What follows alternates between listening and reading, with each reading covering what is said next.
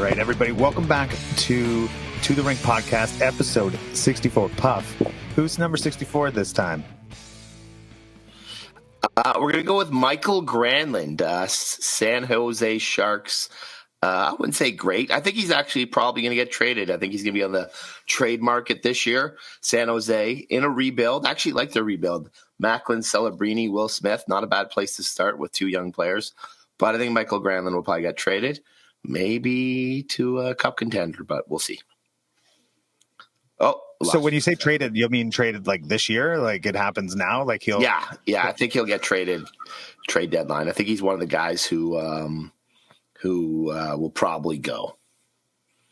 There's certain players that's kind of like what's your feeling on that? Okay, so you're like, I know we can't do that in the G, and we've talked about trades in the G, but let's just stick with the NHL for a minute.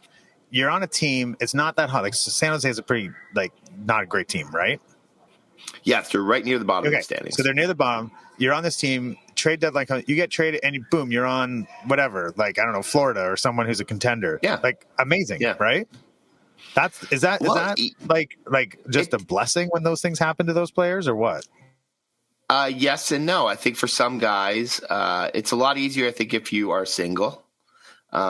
If you're a married man, especially most guys who are married and have kids in the NHL have young kids. So just think your own self when you had young kids, how great it was for you to go on a work road trip. And then you times that by 3 months because, if your team goes on a cup run, you're, March till June, right. You could be kind of living out of a hotel. So I think it's great for your hockey life. I think it can be tough sometimes for their personal life. Got it. Yeah. But it's only a snapshot. You're only in the league for however many years. So, I guess it is what it is. It's no different because for those watching on YouTube or watching us on maybe an Instagram clip, I'm not even home right now. I'm not home right now. It's like I was drafted. I'm over in Vancouver right now and you're not home. You're in Port Huron. I'm not home. I am in Port Huron, Michigan, but I'm with my family, and it's for the Silver Stick. So there it is. We're very excited. We've just sort of checked into our we got about a 7-room mansion that the kids are all staying at together, and a few families. The rest of the families are at the hotel, but this is sort of Cat headquarters for Silver Stick weekend. Nice. And have you had a beer yet? Have you cracked the opening weekend beer yet? Yes. There it is. The champagne of beers. Did you stop at Walmart on the way through? Or what? Kroger was our. We hit the Kroger, and I got some Miller Lite, and I got Sunny D vodka. Sunny D flavored vodka? Yeah, Sunny D branded vodka. Really? So I'm going to try that probably tomorrow morning. That's good. Well, good luck. So why don't you give us a rundown? Why don't you give everyone a rundown? Why don't we start with some people to make sure they understand that you won a Silver Stick, and that got you into this Silver Stick. So there's a ranking of this is like the Silver Stick of all Silver Sticks, which historically I've called the Gold Stick. The Gold Stick. It should be the Gold Stick. Okay, so it's a AAA level. I believe the Silver Stick only has the finals, and it's invite only. And so you get invited, the top teams get invited to the Silver Stick finals. At single A and double A, you have to go into a Silver Stick regional, and then you have to either win that regional, which is just like, a regular tournament, or some of the regionals, the runner-up also gets invited to the Silver Stick finals. So it's a little more impressive almost at the single A and double A level because you have to earn your way there, not just by, being invited. I got it. And would that be, is Silver Stick like a private company? Like someone owns Silver Stick and they run these tournaments and then somehow they become the upper echelons of what you win? Like, do you know anything about it? Or is this a GCAT research project? This is a GCAT research project. I definitely know the Silver Stick was around when I was a kid. So it has been around a long time. But I think there's probably a company behind it that trademarked it, and this is their tournament, and they've made the rules. I don't think it's like a USA Hockey thing or a Hockey Canada thing. All right. Well, if anyone's listening and knows, they could tell us. Write in and let us know. Save GCAT some time. And yet, while you're there, maybe when you're there, I could effort. You could ask around. You know, when you have to register at the desk or like find out, see if you can get a little tidbits, and I'll take that and run with it with my hot reporting that happens through this podcast. Yes, I will. Good. I so can you guys, do that. And you have your schedule? Are you like? Do you have good times? Yep. Like, what's the story? We're playing 9:15 tomorrow morning against Plymouth, who is a team we played at an early bird in Ohio this fall. And we beat them 4-3, but it was a very good game. So it should be an interesting game in the morning. And then we play tomorrow afternoon against McKinney, Texas, which will be fun. And then we play Saturday, I think about 11 against Mississauga Beast. And then if it'll, depending on if we're in the top 2 in our division, we'll make it through to quarterfinals, which would be Saturday night. If we're not top 2, we'll play in a consolation kind of group game Sunday morning. So you're guaranteed 4 games here. That's good. But the times for us are pretty good. Nothing too late, nothing too early. And do you think, like, because it's a pretty serious tournament, like my hockey and my family, like when we go away, specifically, you know, when they were younger, so I got Clive on that side, you know, it's really about the parents having some fun. And but now you guys are in a serious league, right? Like you've made a tournament, you invested in, you guys have a solid team, you've made the investment in the previous tournament to get in. Is it pretty serious there in the house? Is it pretty serious with the parents right now? Or are we having some beers and it's going to be loose? Like, what's the vibe going on down there for us? Well, right now we have about half of the team is currently in a hot tub about 20 feet from me, enjoying the night. So I do think that there's going to be a lot of fun had. We rented a nice big house that we're going to use as sort of Ticat Central, as I said. So I think there's going to be a lot of good times. But when that's the hockey time, the kids obviously always take it serious. And El Serioso. Yeah. But there'll be a lot of fun. We're rooting for you. But I mean, we're rooting for you. It's the top 4 of the top 5 teams in Ontario are here. The worst team from Ontario by ranking is West Hill, who's 16th in Ontario. So it's all really good teams. The Americans, I think it's 3 of the top 5 in the whole U.S. are here. So it's going to be really good competition. So it should be really good hockey and a lot of fun. And this is the pinnacle one. This is the, like, if you win this, it's over? Or do you win this? Do you go to, like, the titanium stick that's in, like, somewhere else? Yeah, you win this, you are the Silver Stick champion for 2010 AA. The Bitcoin stick or something. I really hope we get the real Silver Stick that they had on display at the regional. So well, that would be great. It's got to hold it, but this one I want to bring home. So another question. You guys are U15 AA, the best of the U15 AA. Essentially, another way to put it would be a pool of really great hockey players that may be trying to get to the AAA league or level for their U16 year, the draft year, and would there be like scouts and a lot of that going on in a tournament like this? Because you really do have a pool and a focused sort of audience of like the top 10 teams with the top tier players in that pool of U15 AA. Yeah, I don't know. There won't be scouts at a tournament like this. But you know, there'd definitely be when these teams are playing their like local leagues and stuff. I'm sure there'd be AAA coaches that on the lower end AAA teams that might be looking at, you know, some of these kids. But the top AAA teams, they're not looking at AA kids right now. Good. I like it. Yeah, that's good. So you're there, and you drove down today. And how was the drive down? Was it all right? It was pretty good. Yeah, it was. Once you got over the border, it got a little bit slushy, a little bit of weather, but everyone's trucking their way down now. So everyone's traffic been so far pretty good. Nice. And for so I'm heading home now too. I've got boarding in 28 minutes. So we have a bit of a hard out. A bit of a timeline. Yeah, it was a rush to get here to get this done here, but I am in Vancouver. I was out here for work, and but it kind of worked out because usually when I travel for work, I usually miss something. Or actually, sorry, I did miss it. I missed one of Clive's games this week, which was unfortunate. And with the time zone, though, like I'm still in a meeting when they're playing, so I couldn't even watch it on Live Barn or anything. But what was good, I was here Monday night, and the Leafs were playing, and that game was on Prime. And so I was able to watch that because otherwise you couldn't have found the Leaf game either on. No. You know, it wasn't really on, so it was nice to watch that. But yeah, Vancouver was good. I was out here, a couple good meals. Yeah, but I'm heading back. We got hockey all weekend, so I'm jumping right back into it. Since we last talked, Ozzy's team, actually, Ozzy had this remarkable game. We played against Vaughan East, who we had lost to. Not like they're not high in our standings, but we had lost to them previous in the season, so we wanted to win.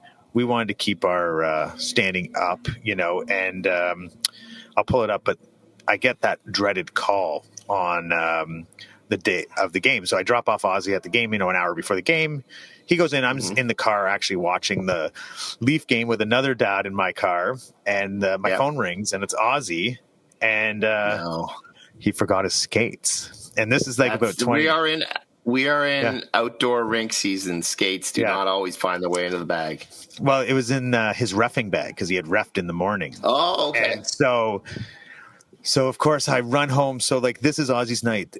He had this is from his coach, Rob. He wrote this on the chat group. He's like, little crazy highlight reel from Ozzy, crazy night last night. Missed much of the first with no skates. Then got his skates, got on the ice, went to the box, got back on the ice, blocked a shot, got on ice, stayed on the bench, got back on the ice, scored the game-winning goal, got back on the ice, got blamed for Ryland's penalty, back in the box, an eventful night for Ozzy. So he had the game-winning goal. That's awesome. He had no skates, missed most of the first. He was off for an injury for a little while when he got blocked a shot and it hurt his hand. But it was a really good game that he had there, and they pulled off the win. So, so we're back at it this week. Yeah, so that was fun. And then, Clive's team. 1 second on that, though. We had one of the kids on Barrett's team forgot his skates a couple games ago. But the benefit of the kids as they get older, they could fit into the assistant coach's skates. And so we wore our assistant coach's skates because they're all the same size now. So that is the one benefit. When they're little, you're screwed. But when they get older, they can start – just throw your own gear in the car and it can maybe work out. Well, it's not foreign to me specifically when Ozzy was younger and Clive even of this year. You miss an elbow pad or something. I just go to the Lost and Found in these places and grab one. You can find there's a little set of everything there. So we've done that a few times now, which is good. That's good. And then Clive's team is this it's kind of fun because they've gone to full ice, which I've talked about before. And so we're just learning how to use full ice. And so we're in the icings and offsides and using the boards differently and stuff. And that's been a lot of fun lately. And they've been playing a bunch of games against North York and a few others. So it's been a fun little bit right now, but we're busy this weekend with Ozzy's got 2 games, Friday against Markham, Sunday versus North Toronto, which we need to beat. They always have it for us. And then Clive actually have some news on North Toronto in the stock market. Okay, well, I do think we should get to the stock market shortly here because I do have to get a plane home here, and I don't want to miss the stock market. That's true. Now, I just want to have a quick story about at work. Sometimes some cool stuff happens, and we're doing Bobby McKenzie's draft ranking show, and we had Matthew Schaefer in the studio to be interviewed, and he's right now the number 1 prospect for the draft coming up. Who does he play and for? Erie. He's on Erie Otters. He's the guy who crashed through the net and separated his shoulder at the World Juniors. Oh, right. Okay. Yeah. So he was in there, and I was talking to his dad who came along. His dad's a character, and I was asking him sort of questions about, his son's development. Like, when did you know? Like, his son's going to be the number 1 pick in the NHL draft. And I'm like, sort of, when did you know he was special? And he was like, well, he's always been pretty good. And I said, well, he's from Hamilton. And as we know, a lot of kids from outside of GTA end up coming to the GTHL to play at some point. His son never did. He played for the Hamilton, I think, Bulldogs, and then Halton in his U16 year. And he said, oh, yeah, we decided that, minor hockey, it's about the memories and playing with your friends. And so we kept him with his friends the whole way through. And he said, but we did have offers from G teams to come to the GTHL. And the funny thing he said was obviously to play for free, but they were also willing to pay their 407 bill as part of the deal. That's a good deal. That's pretty awesome. And sliding in that, not only are you going to play for free, we're going to cover your travel. I think thought that was great. I think that's hilarious. I actually think that's just that team learning. Like they've learned that. Yeah. That must have been a stipulation before from someone else. It was like, okay, well, I got to pay for the 407 every time I'm coming in. So they preemptively threw that at him. But that wasn't the cherry that pushed him over. He wouldn't take it. No, he said if they had offered him beer and chicken wings, he would have. Yeah. Well, they have that in Hamilton, I'm sure. No, but free. Yeah, exactly. But I thought that was pretty awesome. Yeah, that's great. That's a good story. And when is that draft? So when would we find out where he's going? He'll get drafted in June. That's in June. And so he's out for 3 months. So think about this kid. His draft year. He gets starts the year. He gets mono, misses 9 games. Then he comes back, plays lights out good, makes the World Junior team. He's playing lights out good, and then gets injured in the middle of the tournament. He's out 3 months in his draft year. But you know what? Super kid, handling it incredibly well, and he's going to be a star. I think he really has what it takes. I think to make it. Oh, that's great. Love to hear that. So yeah, cool. Yeah, I mean, your job is pretty cool. You get to meet those people every day at your office, eh? Well, talk to them about that kind of stuff and. Cool about that show in particular is that like we had John Tavares in when he was 17, 18, and you get to meet these guys when they're kids and but they're going to have a special stretch coming up. And they're so innocent at the time, and not that they become but they're kids. They're kids. Whatever, but they're kids at the time, and and they still don't know really what's going to happen, even though you sort of know what's going to happen, and it's really cool. Yeah, that is cool. That is must be a very exciting time for someone like that. Very, not very many get to experience that. That's for sure. And his dad couldn't be more of a regular hockey dad. Oh, really? Yeah, that's great. I love that. That's the perfect story. Then. Yeah, it's great. So with that, Puff, I know you got to get to overseeing a whole bunch of children who are running around a mansion. It sounds like in and out of hot tubs. I hope they're doing well right now. Right. Coach stress. How are the coaches feeling? How's I think Coach, pretty good. Tanya's got it locked in. Yep, we made the signs so the kids all had their room assignments by number, and we got the menu. Where the kids, they're pretty locked in on what the whole schedule is going to be. So. Well, I think then it's time for the favorite part of the podcast that everyone loves the most. The most feedback we get is for the stock market, and there he is. He popped back in. Let's hear what's going on. That is a lot of feedback, my friends. That is a lot of feedback. That John Tavares interview must have been riveting back in the day, considering how entertaining of an interview he is nowadays. So. I'll tell you, the Schaefer kid is going to. He's got a great personality. He's going to be a great piece to whatever team gets him. Should get him on the pod. Did you lock him in for the pod? Yeah, that's what we're going to be doing. A draft day. We want him the morning of the draft. We're going to have. Yeah, we want exclusive first right of refusal on this one. Yeah, actually, he didn't play in the G, so we really don't have much of an interest. Well, nobody's perfect. Nobody's perfect. Let's start with the stock market. The weather outside might be frigid these days, but the play in the G, just like the stock market, is red hot. As usual, let's start in the U16 AAA division, where the top teams in North America battled it out in the Oakville Rangers Winter Classic. Puffy, how did the G teams fare? Well, Stoff, the top 3 teams in Ontario, DMF, Toronto Titans, and JRC were all in Oakville last weekend, along with the top team in the U.S., the Shattuck St. Mary's. That's Sidney Crosby's old team. They also took part. No big surprise as the Flyers and Titans ended up running into each other in one semi, which Don Mills won 5-3. Waiting for them in the finals was Shattuck St. Mary's, who beat the Flyers 2-1 in round-robin play. Nothing to fear here. The Flyers restored Canadian pride in the final with a 4-0 win to take home the title. The U16 Flyers were not the only team to take home a championship in Oakville. U16 Single A non-contact saw the Toronto Wolverines, the 10th-ranked team in Ontario for a Single A non-contact, overcame a deep field of teams to beat the hosts Oakville Rangers Red 1-0 in the championship final. U15 Single A non-contact saw another G team come out on top, but this wasn't much of a surprise. The second-ranked team in Ontario, the Scarborough Ice Raiders, were too much for the field, going a perfect 6-0, including a 6-2 win in the final over Lorne Park Clarkson Wild from GCAT's old stomping grounds. Represent. Bruce Caton would not have been happy with that result. U14 single A non-contact had more success for the G. This time it was the Markham Islanders, the 8th-ranked team in Ontario, beating the North London Nationals 4-2, the final.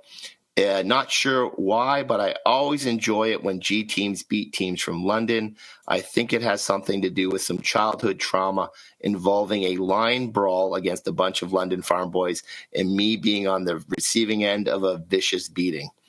U13 AA saw our friends. Is there a video of that? Ranked. We just cruised by that part, didn't we? Just cruised by Yes. that story. I hope there's no video because it was not a good time. U13 AA saw our friends, the 22nd ranked team in Ontario, the Scarborough Young Bruins, take the title in an all-G final, upsetting the 6th ranked Mississauga Beast. The Bruins needed overtime just to make the final, with Shane Crookston scoring the OT winner to beat the hosts, the 8th ranked Oakville Rangers, Red 2-1. And a terrific story in the U12 AAA division. 4 G teams took part, but the last one standing was a big surprise. The Mississauga Rebels, currently in last place in the G, put it all together in Oakville, went 2-1 in round-robin play to book a spot in the semis against the host Oakville Rangers. The Rebels were up to the task, winning 4-0 before beating the 21st-ranked Sun County Panthers 2-1 in the final. It's been a long G season for these Rebels, but this will be a weekend these kids will not forget for a long time. Nice. So these were the top teams in North America? Not in all the age groups, only in the U16 AAA. Because I was going to ask, there's no mention of Little Caesars. No. I guess money can't buy everything.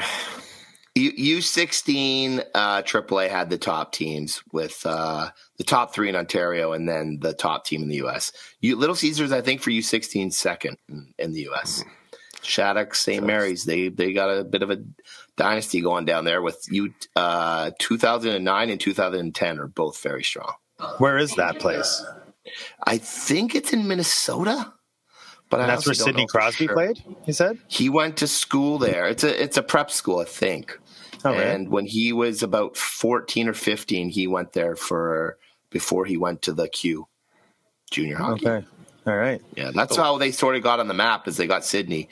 They've had a few other kids that are like some star kids recently that have come through there, but Sidney's still the big guy. Yeah. Well, either way, it looks like the G enjoyed some success in Oakville. How did the G teams do in the Steve Ritchie Tournament of Champions in Peterborough in the U16 AAA division? 4 G teams took part in the Ritchie, with the North York Rangers and Mississauga Rebels both advancing to the semifinals. Unfortunately, they faced off against each other. The Rebels jumped out to a 2-0 lead before the Rangers roared back with 4 straight goals, with the game winner coming shorthanded by Ryan Underman. The Rangers kept the energy going in the final against Ottawa Myers Automotive, falling behind 1-0 before scoring 6 straight goals en route to a 6-2 win. The Rangers' Justin Flora enjoyed a terrific weekend, scoring 8 goals and adding 8 assists to lead all tournament scorers with 16 points. Get those Flora jerseys while you can. The kid's red hot. Well, Puffy, you are in Port Huron for the Silver Stick Finals with the U15 AA East Ender Ticats. But last weekend, G teams were in Newmarket and Sarnia for the Silver Stick Finals tournaments. How did they make out? Well, Stoff, the Silver Stick Finals are the best of the best, and it was a tough weekend for most G teams last weekend. However, we did not come home empty-handed, as Forest Hill Force took home the U14 AA 2011 title, beating Honey Baked Gold 3-1 in the final. The Force went 2-0-2 in the round robin to book a spot in the semis, where they faced East Division rivals, the Markham Islanders. Not much between these two teams, as the Force scored 2 third-period goals to win 2-1 to set the stage for their title-winning moment over Honey Baked Gold. Big congrats to the Force on a terrific accomplishment. The Force, of course. Finally, Puffy, anything you are keeping an eye on back home while you enjoy the Silver Stick action south of the border? Well, yes, Stoff, we are down to just one perfect team in the G regular season after the top-ranked U15 AA Vaughan Rangers had their perfect record broken up last Saturday when they tied the 18th ranked in Ontario Mississauga Rattlers 2-2 at Vaughan Sports Village. The Rangers actually needed an extra attacker to score the tying goal late in the third to remain unbeaten on the season, but not perfect. The lone perfect team is the Avenue Road Ducks U16 single A team, but their biggest test awaits them this weekend when they face the second place Forest Hill Force Sunday afternoon at Scotia Pond, Rink 4. Come on, G, this should be on Rink 1. You know it and I know it. Now the Are you going to make it back for that? Well, if we don't do well here, I will make it back for that game. Now, the Ducks did suffer their first loss of the season last weekend. In the Toronto Arrows Winter Challenge, they were beaten 2-1 in overtime by North Toronto at Chesswood Arena. So congrats to North Toronto on the big tourney win, and let's hope the Ducks' Force game on Sunday lives up to the hype. Yes, I saw, or I had heard about that tournament because we were talking with our friend from West Hill, the coach of the single A team. They were in there this week, and he had texted me telling me that they had beat Forest Hill in that tournament, and they beat the Avalanche, which were also the first in the West. But then they went on, and he said, North Toronto won it, beating Avenue Road 2-1 in the finals. So, and West Hill, North Toronto beat West Hill to get there 3-2. So it's a tight group. It's getting tighter in that group. I feel like, Now, GCAT, why were you guys not in a tournament last weekend? Oakville Rangers Winter Challenge, whatever, had a U16 non-contact division, and the Arrows had a U16 non-contact division. That's a great question, which I don't have a solid answer for. We're in another one, though. We're in a tournament in 2 weeks called the Kennedy. I do know, you guys, it's tough to find those non-contact tournaments. Yeah, tough to find. And Oakville Rangers has one. Yeah, I don't know. Maybe if people on our team, I'll mention it. But we are in one next week called the Kennedy. I think it's next week or the week after, up at the Scotia York University. Canland. Oh, Canland? Is that where it is? Yeah. Yeah. So I think we're up there on like the first. It's the first of Friday, somewhere in that range. That is our final term. But it is a real thing. Like it is like as you get into the single A division past U14 14, 15, 16, it's really hard to find tournaments there. And they're kind of just, at Chestwood and, whatever. We did go to that one in Montreal, which was a horrible, it was a great experience. We did terribly. And there's a few others, but it is quite a struggle for sure. Yeah. And I'm sure. But I would say though, all single A non-contact G teams, U14 and up, look at that Oakville Rangers tournament because maybe next year. Yeah, maybe next year we'll get into it. Maybe it's a gap for the To The Rink podcast. We should, you see all these influencers out there. They have these summer tournaments they're doing, the Chippy tournament and the whatever, Hockey Benders tournament. And we should maybe have a non-contact single A tournament. That would be a good brand for us. And single A, U16, U18 tournament. I mean, all we got to do is rent ice and then host the tournament. We probably make money on it. We're in it for the kids, Puffy. Oh yeah. But how much money do you think? I'll run the numbers. Okay. How much are these kids worth? We'll brand the crap out of it. Yeah, brand it. We'll take a little cut off the. We'll do it at Ted Reeve. We'll make a partnership with Fries. We'll do a Fries deal. Yeah. Actually, I went. Just funny story. I was at the Fries at the arena the other day getting a green tea, full transparent. I wasn't wearing Fries. And Amanda behind it, she's like, "Are you the other half of To The Rink?" I'm like, "Yeah." She's like, "Oh, I always see Puffy in here with Fries." I was like, "Oh yeah, thank you." It's a problem. Yeah, it was good. It was good. Yeah. Unless you're known for something. Well, that wraps up another edition of the Stoff Market for another week. Until next week, see you, boys. See you, Stoff. Thank you so much. That was great. Always great to see Stoff. Always great. So Puff, it's a busy week for you guys. So then you come home and you're really now after the Silver Stick, you're looking at the end of the year.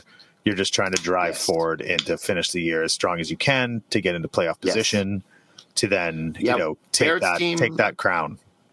Barrett's team's will be in a battle right to the wire probably to try to win the regular season title. And Austin's team, we're just going to try to get as many points as we can. That's great. Yeah. And we're in a fight. Like we're for Aussie. So I don't think there's a final for Clive. I'm not too sure. Mm-hmm. But we're in a real tight stretch. Like Avenue Road's obviously first, Forest Hill's second, but then, it goes into, Don Mills is 26-1, North Toronto's 19-5-3. We're next with 14-11-2. Then it's the Arrows with 13-8-3. Scarborough Ice Raiders 13-11-3. West Hill 13-11-3. York Mills 10-12-4. It's a tight. The U16 is getting tighter. I would suggest you probably want to finish in sixth rather than fourth or fifth. Right. You think so? Because fourth or fifth in the second round, you plays the first. Yeah. Yeah. I ain't afraid of not that second and third are easy or whatever, but I think you'd want to avoid the Ducks as long as you can. Right. Strategically and pragmatically and mathematically, you're saying that's the best route to the top. Yes. But I'm not afraid of any Ducks. Let's just be honest. You're not. I'm not afraid of a duck. Yep. We're the Thunder. Thunder crushes Ducks. Just saying. We just have to have that, translate on the rink.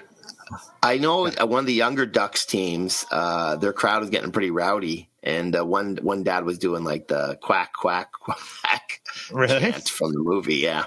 And nice. People were not amused. Well, anyway, Puffy, I know you got a busy weekend. I've got to go catch a flight, so yes. I'm going to be watching over the weekend. Keep us posted on how you do. But with that, as we wrap up, what's the song all the kids are listening to get ready for the Silver Stick? Is there a theme song you guys have, like a goal song? Are you guys doing something like that? Like, what is your song of the week this week for the Silver Stick in Port Huron?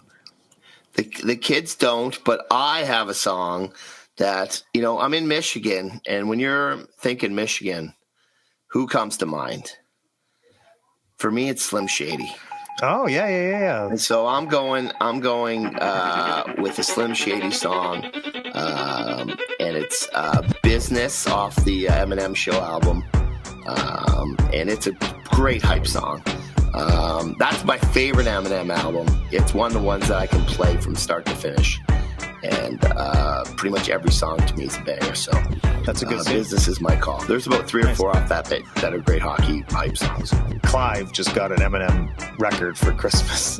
I can't say it's not an appropriate thing for an 8-year-old to be blaring on his record player in his room, but Clive's never really been an 8-year-old. No, he's always kind of was a 15-year-old. Yeah. He was born and then he went straight to 15. That's great. So my song of the week for everyone listening is I have a collection of songs. When I hear a great song throughout the year of 2025, I drop it into my 2025 folder. And at times I'll listen to just new music, like what's going on in new music. And so I got this song, don't know much about it, but I really like it. It's called Mind Control by Great Rooks, Rooks. And great little poppy ditty from a band from England. Doing their thing, and it's a great little song. So check that out. That will be my song of the week. Just shouting it out. Don't know anything about them. So there you go. Awesome. Yeah, check it out. All right. Well, anyway, with that, everybody have a great weekend of hockey, a great week of hockey. Good luck, Puffy, with the Silver Stick. Stoff, thanks so much for doing this, and everyone else, thanks for listening. Please share, DM us, all those great things. Listen to us on all platforms, including YouTube. And we look forward to catching you next time on To the Rink podcast. Thanks again.